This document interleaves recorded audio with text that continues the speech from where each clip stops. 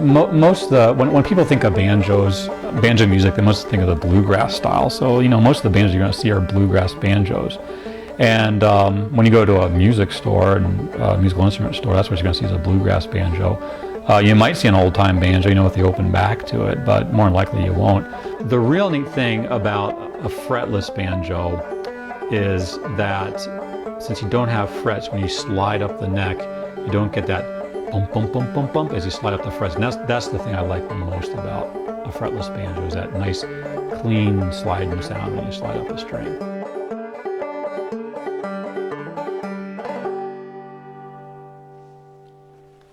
It's an interesting instrument. It's a special instrument locally because the traditional families around here that made banjos made them predominantly in this style at least a couple generations back.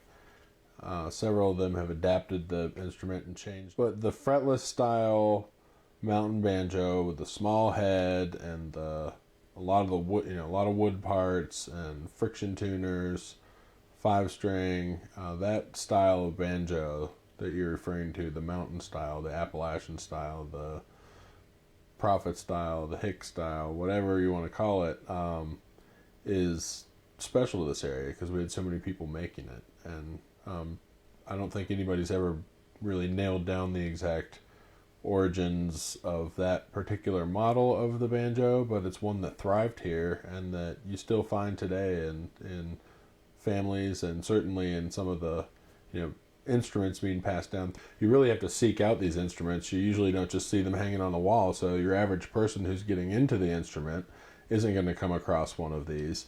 And I think the reason you don't see them are the people that play them aren't the ones who are out performing and doing a lot of recording. They're the people that sit at home and play. It's a nice instrument to sit in your living room and pick on, or on your porch and pick on. It's not really loud. It's it was made to be a functional instrument.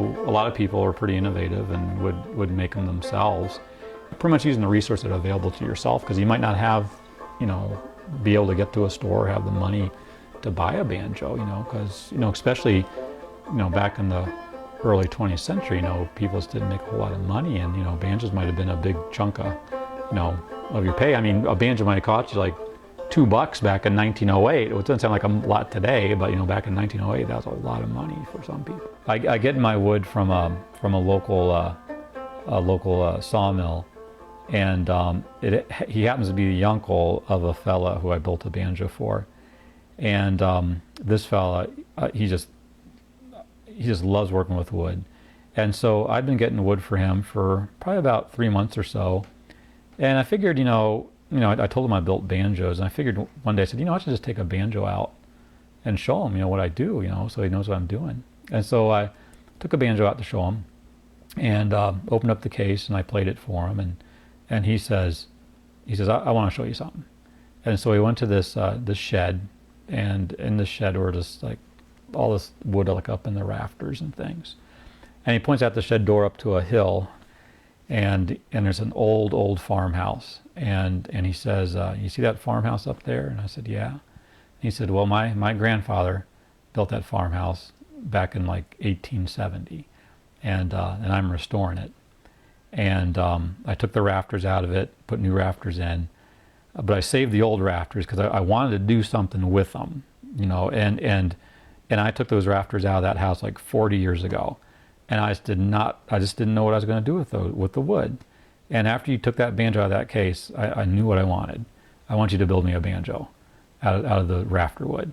And so this wood that he gave me, it was cut 130 years before by his grandfather, and the neck's going to be a curly poplar, and the body hoops are going to be a curly maple, and it's just going to be a gorgeous banjo when it's done. And so I was quite honored when he asked me to build a banjo for him out of his wood his grandfather cut years before.